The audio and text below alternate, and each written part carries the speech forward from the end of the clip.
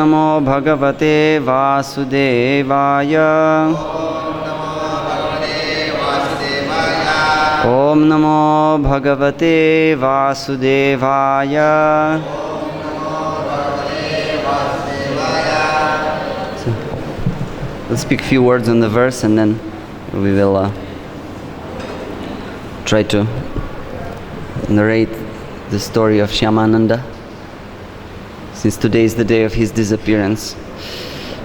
So today's verse is from Canto 5, Chapter 8, Text 18. Okay. I'll just chant it myself since it has no meter. Apicha navrikaha sala vriko anyatamo va naikachara ekacharo va bhakshayati. Apicha, word for word, apicha, or, na, not, vrikaha, a wolf, sala vrikaha, a dog, anyatamaha, any one of many, va, or, na ekacharaha, the hogs that flock together, ekacharaha, the tiger that wanders alone, va, or, bhakshayati, is eating the poor creature. Translation and purport by His Divine Grace Srila Prabhupada. So this is Bharata Maharaja is speaking.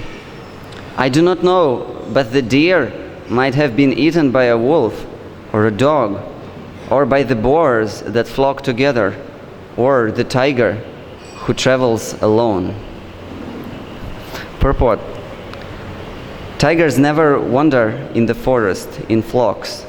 Each tiger wanders alone, but forest boars keep together.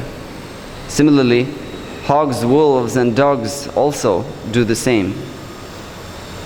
Thus, Maharaja Bharata thought that the deer had been killed by some of the many ferocious animals within the forest. Om Ajnana-timirandhasya jnananjana-shalakaya chakshurunmilitam yena tasmai Shri Gurave Namaha. Vandeham Shri Guro Shri Yutapadakamalam Shri Gurun Vaishnavangscha Shri Rupam Sagrajatam Sahagana Raghunathanvitam Tang Sajivam Sadvaitam Savadhutam Parijana Sahitam Krishna Chaitanya Devam Shri Radha Krishna Padan Sahagana Lalita Shri Vishakhanvitangscha.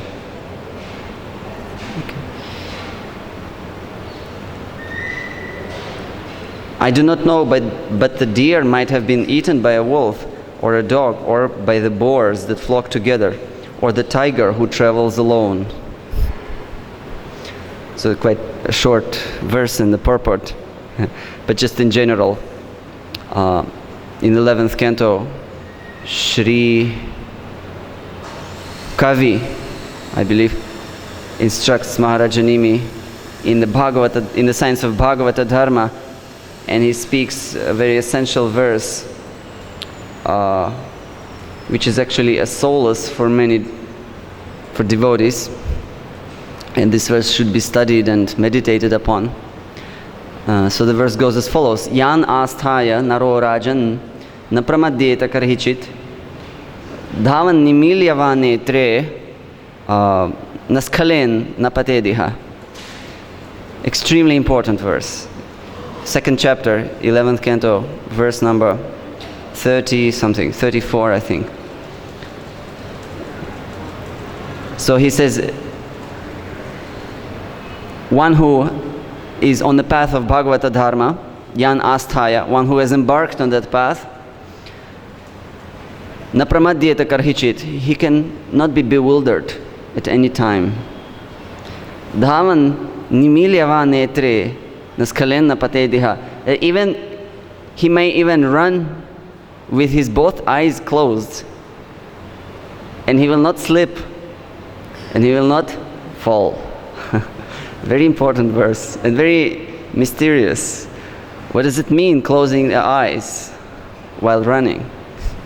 So there are many explanations on this verse. Indeed, every word is analyzed by the acharyas and explained. But in essence, just to make it relevant to the story of Bharata Maharaja, I can say something about it.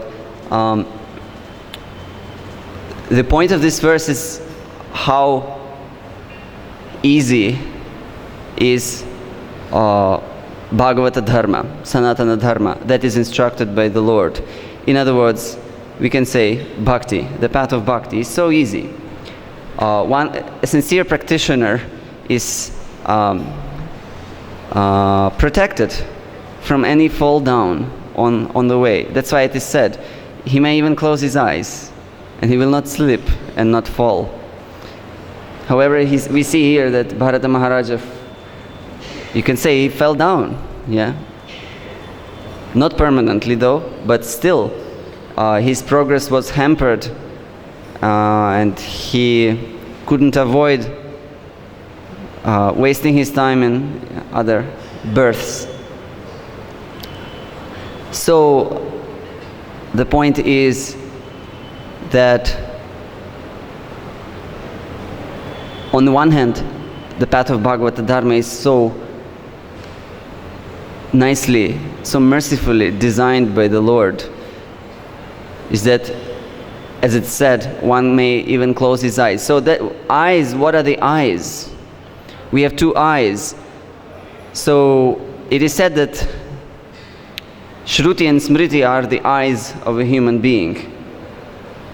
The injunctions and directions given in the Shrutis, directly in the four Vedas and Upanishads, and Smritis, everything else, all other Vedic scriptures.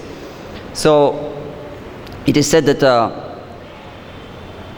a devotee who is sincere in serving Krishna may have his eyes closed while on the path, which means that he might not be aware of certain rules and directions of the Shruti Smriti. He might not have heard about how to perform this particular anga of bhakti or that particular anga of bhakti. But the Lord will prompt him from within his heart how to do this and how to do that. So in that way, a devotee is never bereft of guidance. This is one explanation. On the other hand, Vishwanath Chakravarti Thakur, he says, no. Nimilya netre, or closing both eyes, means consciously closing two eyes. He said it's not possible that when one is running, in the time of running, would anybody unconsciously close one's eyes? No. It can be done only purposefully. So he says that sometimes a devotee might, by the way, this is quite a confidential knowledge of bhakti, and it cannot be preached too widely, but since I believe here devotees are serious and we can discuss these things. It is said that a devotee might even sometimes neglect consciously certain rules of devotional service for some purpose, and that will not be a fault, and he will not slip. In other words, his advancement will not become impeded by that, and he will not fall down in the course of doing so.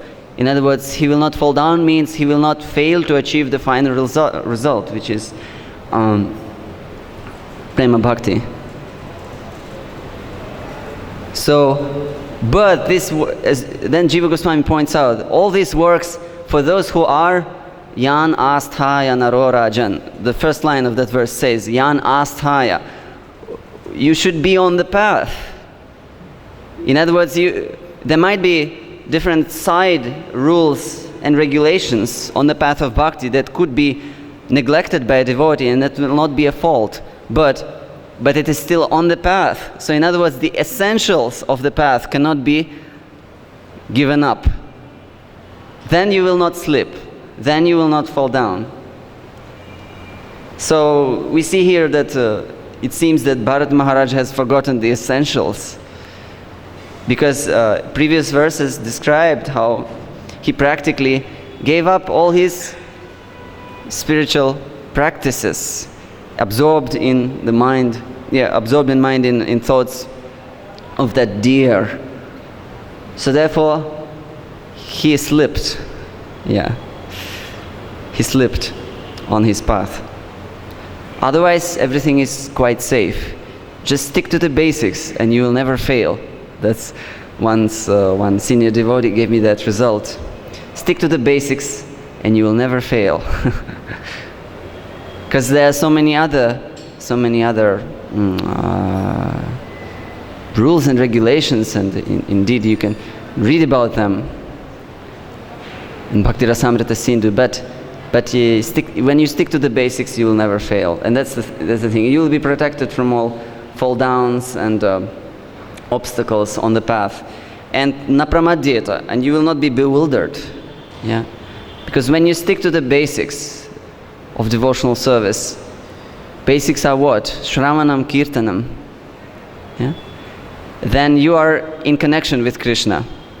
And Krishna will not let you become bewildered if you are sincere. Because Krishna protects his devotees. Okay, so and today is the disappearance day of H.G.Nityananda Prabhu. So we can try to glorify him on this day and pray for his mercy. Yeah.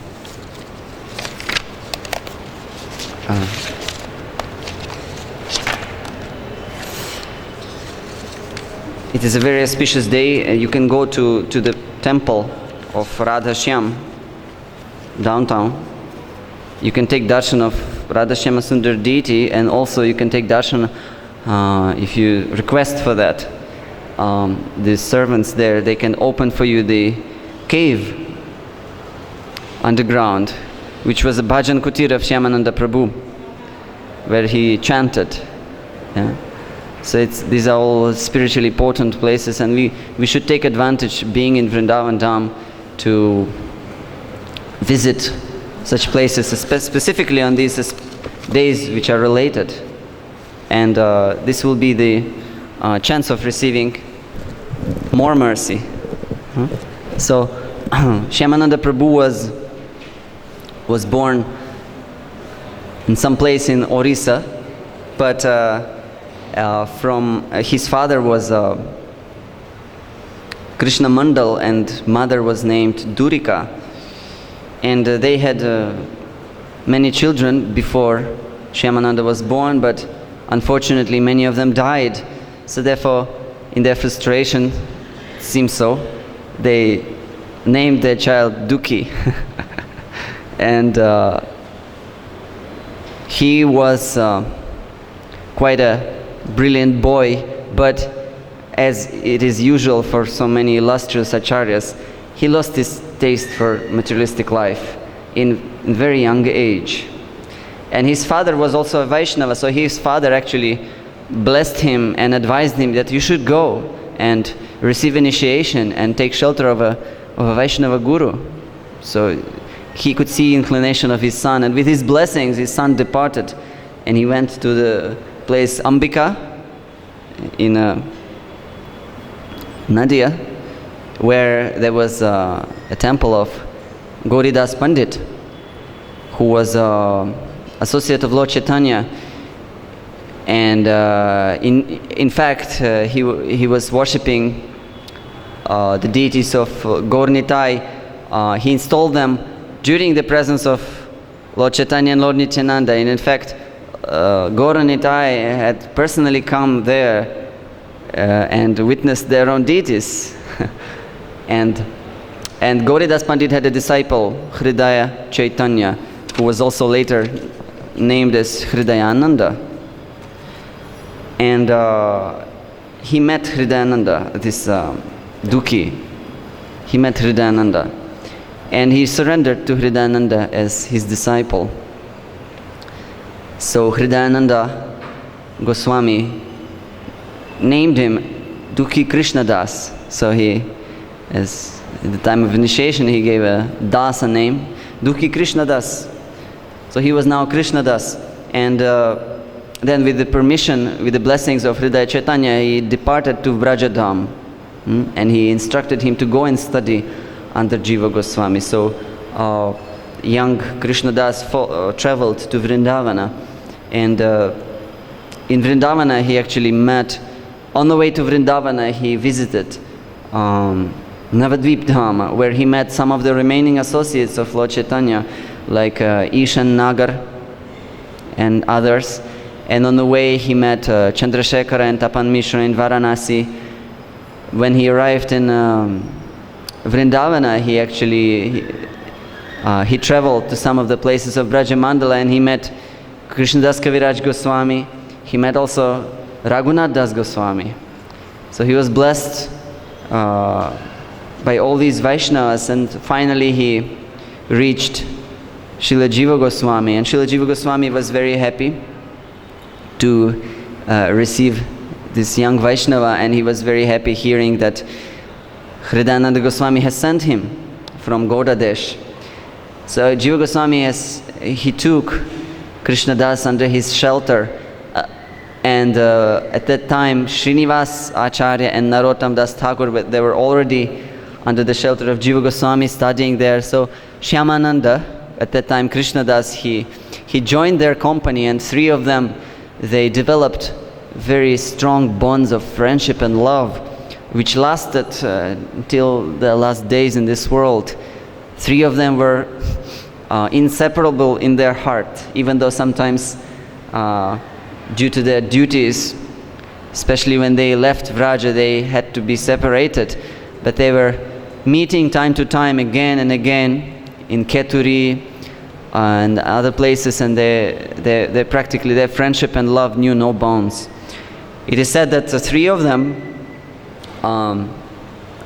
Narottama, Srinivas and Shyamananda, were practically the embodiments or the empowerments of the three Vishnu Tattvas of Panchatattva.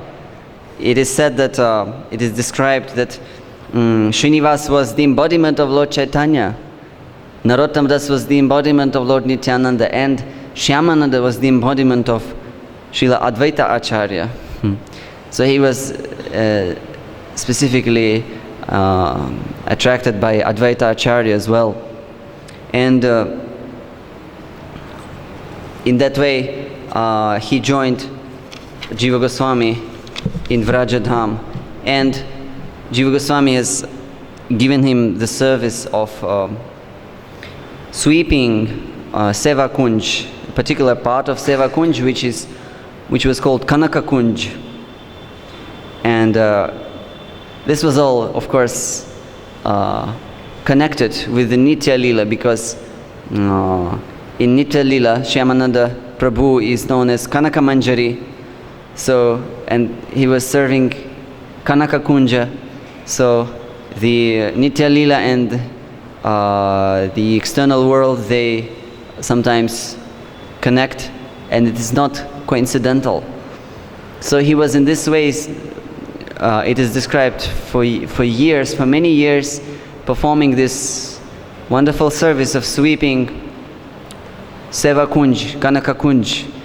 And there he was in bliss, chanting the holy names and rolling in the dust as he was sweeping,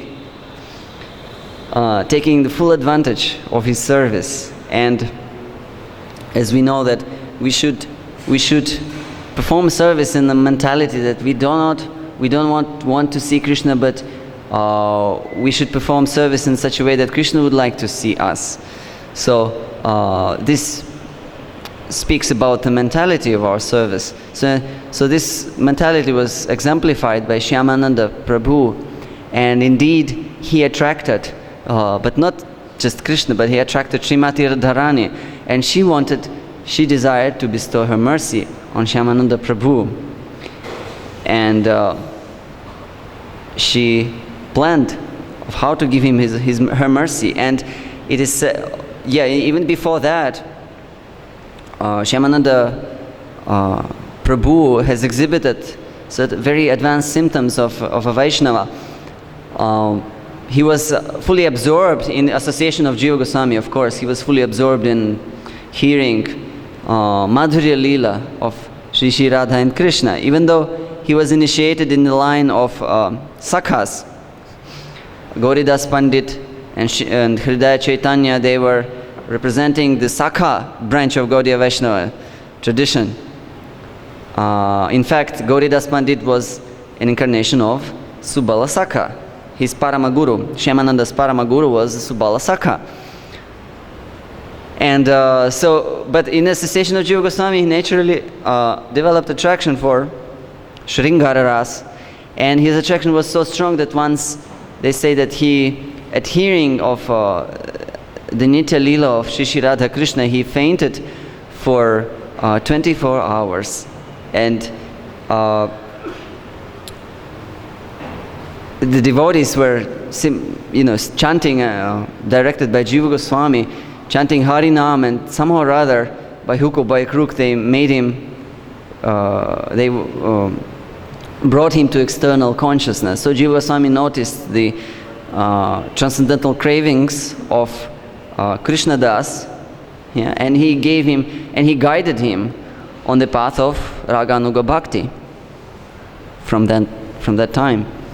So the time came for him to receive the mercy of Radharani, and he was sweeping the kunja once, and he found an ankle bell which was so effulgent, and looking at that ankle bell, he took that ankle bell in his hand, and he understood this is not an ordinary article. It must belong to some transcendental personality, and it is described that he even fainted at finding that nupur, or ankle bell. And he fainted, and then again he came to external consciousness, and he decided to find the owner of that ankle bell. And he carefully hid it under the earth of the kunja. He used Jai Shri Shri Gauranitai, Jai Shri Shri Krishna Balaram, Shri Shri Radha Shyam. He hid carefully the ankle bell in a pit under the earth, and he continued with his service, very blissful. So, and then at one moment, an old lady appeared, and she said, my daughter-in-law came here, and she was collecting some flowers for her worship, and she dropped her ankle bell. So could you please hand it over to me? So Shyamananda Prabhu, that time Krishna Das, he said, this ankle bell is so amazing that I have an idea of whom it could belong to.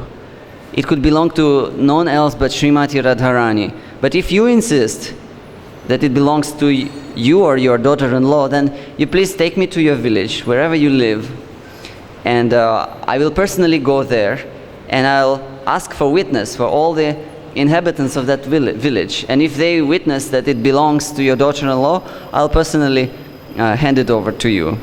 Otherwise, I'm not gonna let it go. So then the old lady said, okay, and she saved the situation. She said, okay, you are right, it belongs to Srimati Radharani, and actually she came here and she was dancing with her Sakhis and Shyama and Shyam Sundar at night, but she dropped her ankle bell, and now she's very anxious and she wants it back. So in this way, could you kindly hand it over to her? And then that old lady, she transformed and showed Shyamananda Prabhu her true identity of Lalita Sakhi, and he could hardly bear the ecstasy at of that darshan, and he fainted again. Then Lalita Sakhi was so happy that she said, by your service of finding this ankle bell, you have made Radharani very happy.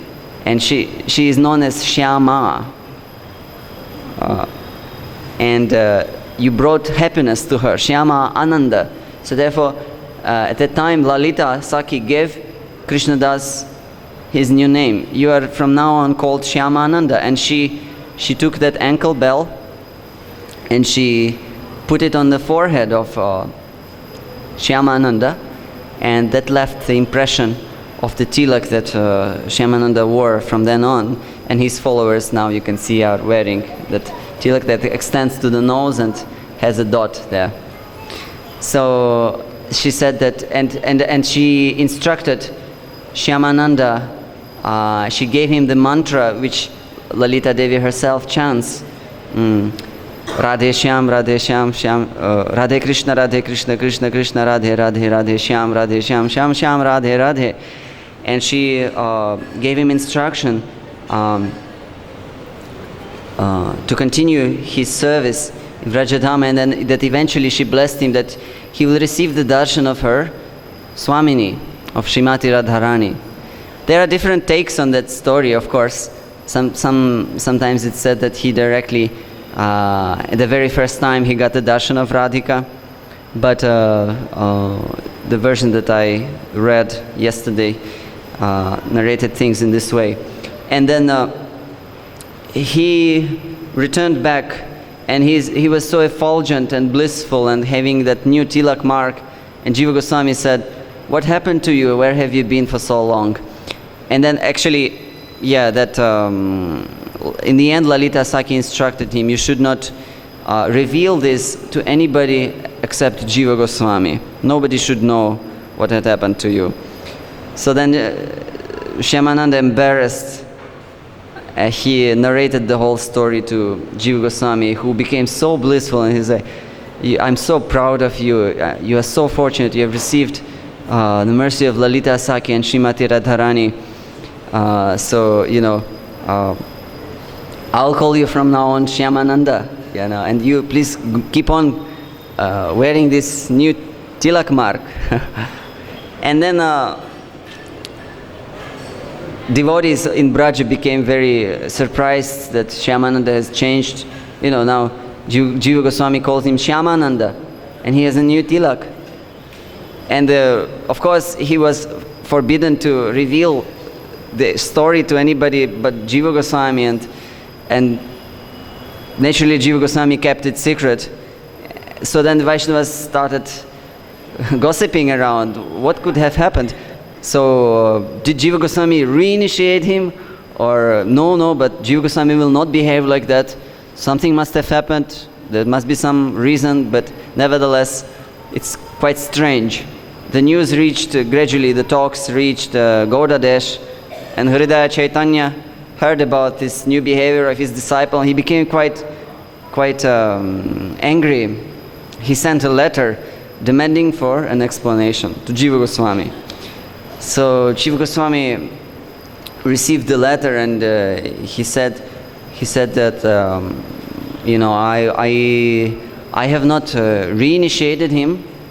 I have not given him this new tilaka, but I know personally from Krishnadas, and he told me this, that once he had a dream of how he was sweeping his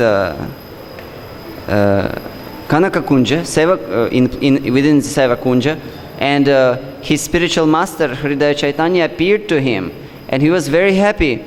He asked, why you are not coming and meeting me?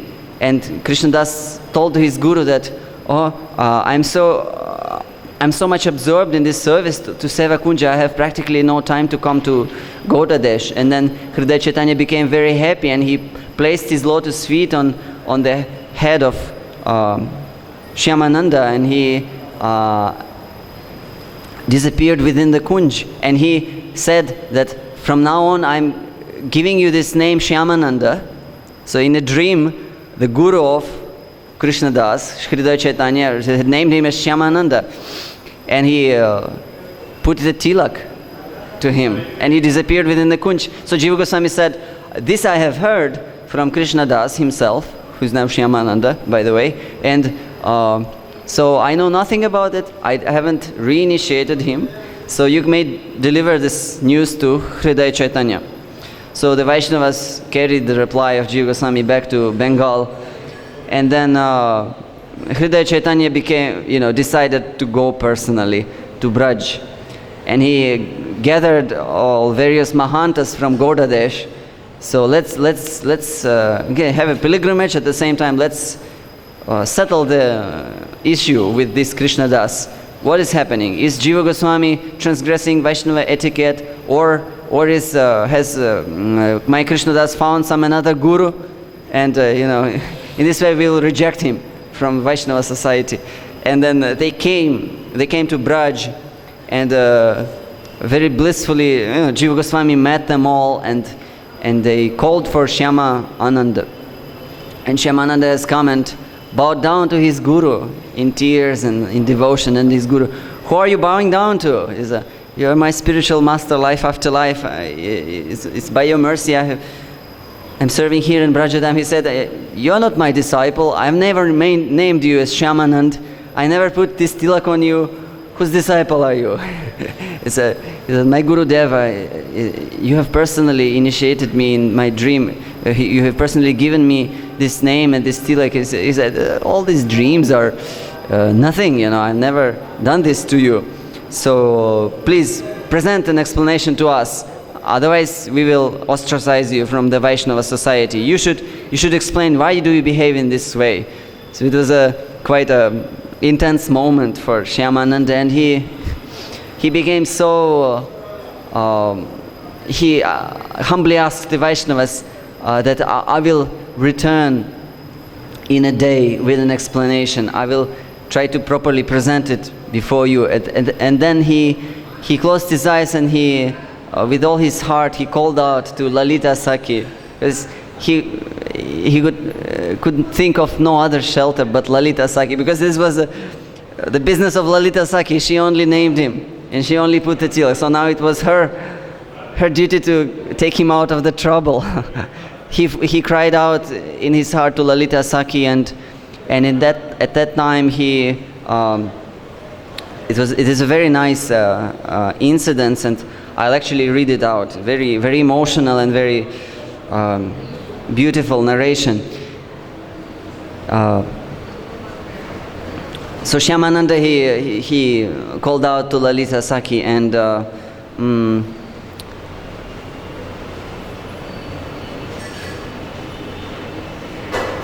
he started chanting the mantra that Lalita Sakhi has given him.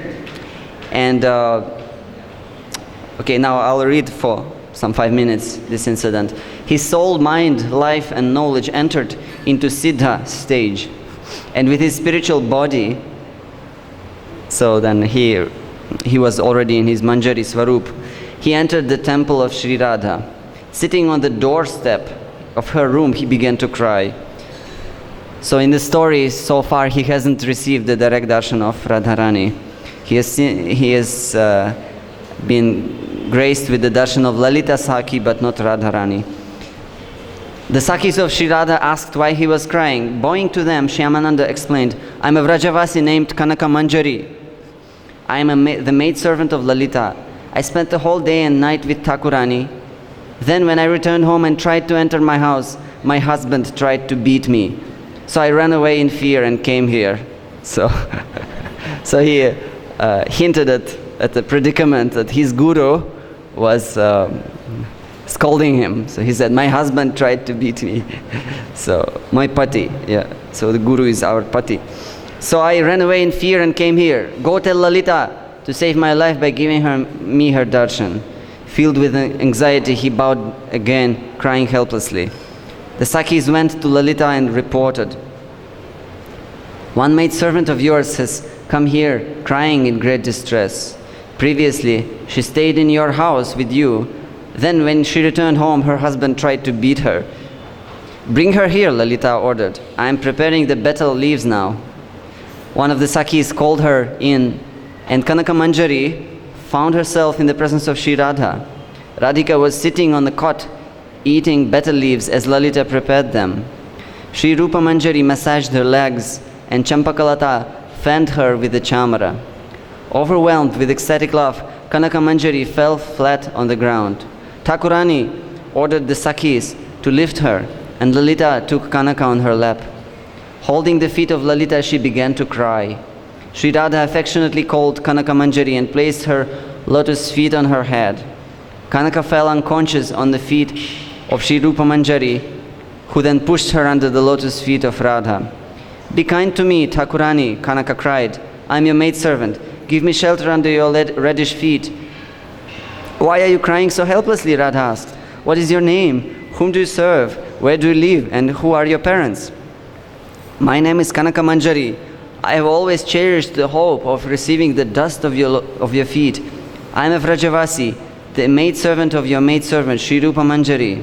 She is my father, mother, master, and caretaker. She has bestowed loving devotion upon me, and by her mercy I have received the darshan of Lalita. Now, by the grace of Lalita, I am able to see your lotus feet. O Supreme Goddess, listen to my story, then you shall understand why I am crying. I am the disciple of Sri Nityananda Goswami. Previously, I carried the mark of his grace in the form of a tilak on my forehead.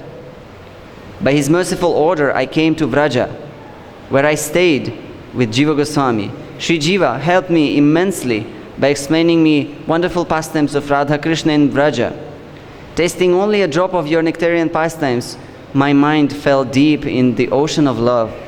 When I was thirsty for the water of your love, Sri Jiva helped me to drink the nectar.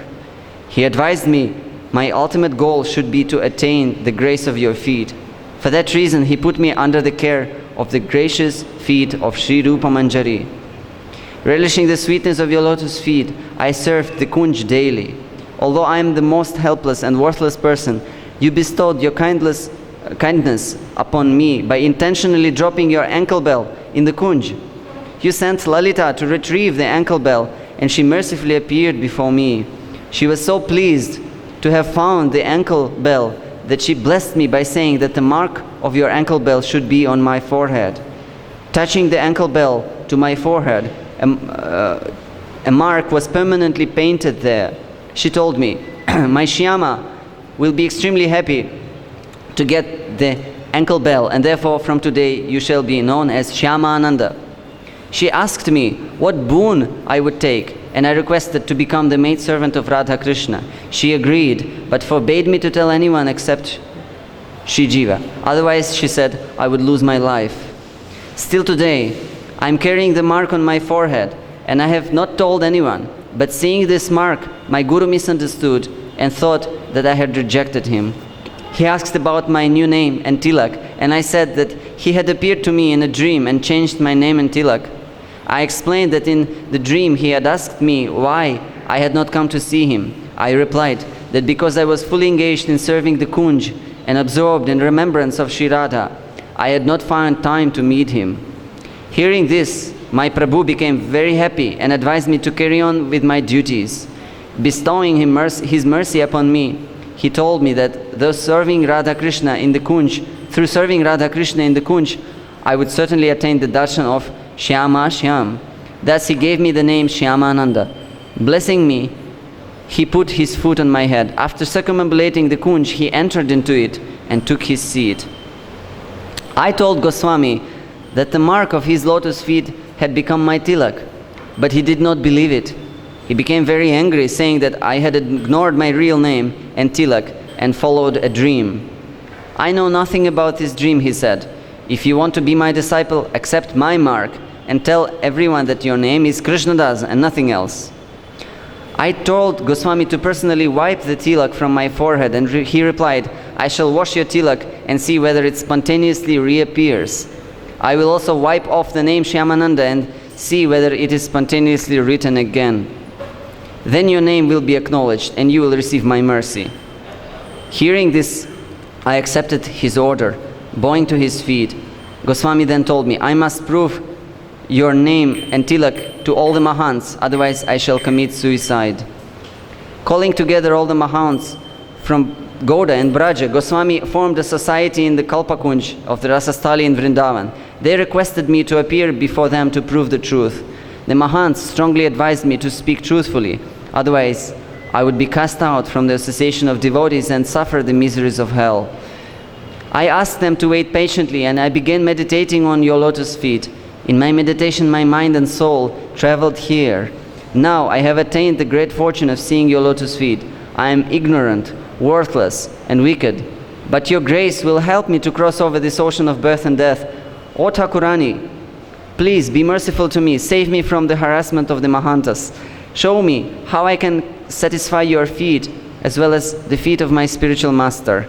Now I have told you both the cause of my crying and my desire. Lalita and Sri Rupa Manjari both requested Radharani to be merciful to Shyamananda.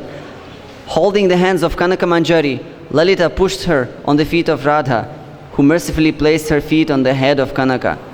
Sri Radha called Subalasaka and told him everything. Krishnadas, the servant of your servant, because Subalasaka was Gauridas Pandit, and Gauridas Pandit's disciple was Hridaya Chaitanya, whose disciple was Shyamananda. So, Krishnadas, the servant of your servant, has taken refuge under my feet. He always serves the Kunj and has dedicated his life and soul to me. By your order, I have accepted him. It is my great fortune. So Subala is speaking. It is my great fortune that one of my servants has become your maidservant. Subala said, even I am always desirous of becoming your maidservant. Hearing this, Sri Radha was very pleased and pushed Kanaka Manjari on the feet of Subala. Blessing her, Subala said, you are extremely fortunate as you have received the love of Radha Krishna and become a favorite maidservant of Radha. Radha ordered Subala to give Shyamananda the tilak and prove it before the society of Mahants. She also requested him to write the name Shyamananda on the chest of Krishnadas and to tell the Mahants that by his grace Krishnadas attained the mark of Sri Radha's feet as his tilak and the name Shyamananda by which he should be known in the world. Subal happily painted the mark of the feet of Sri Radha on Krishnadasa's forehead. So this is the second time the tilaka was drawn by Subal Saka. And placing a dot in the middle, he wrote Shyamananda on the chest of Krishnadas and advised him to say every day, Pandit Thakur, means Gauridas Pandit, in the form of my Guru has favored me. When you are asked to prove the sanctity of the name and tilak, Subal said, just remember me, and the name and tilak will spontaneously appear on your body. So in this way, they've sorted out in the Nitya Lila. So now he had to return to the external world and present himself in front of the Mahantas, which he did, and Hridaya Chaitanya, Hridayananda Goswami has personally come and tried to wash away the tilak from his forehead and the name, and from heart of hearts, Shyamananda called out to Subalasaka and Lalita for their mercy, and sure enough, both the tilak and the name appeared back, and they were shining even more effulgently.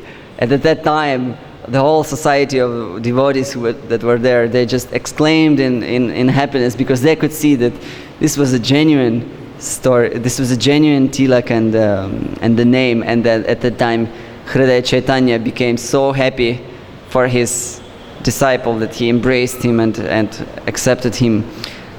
So this is the glorious story of how Krishnadas became Shyamananda, how he received the name. So again, just to remind, the meaning of that name is that he brought great happiness to Shyama, who is Srimati Radharani, by bringing her lost ankle bell. Also, in another place, Rasika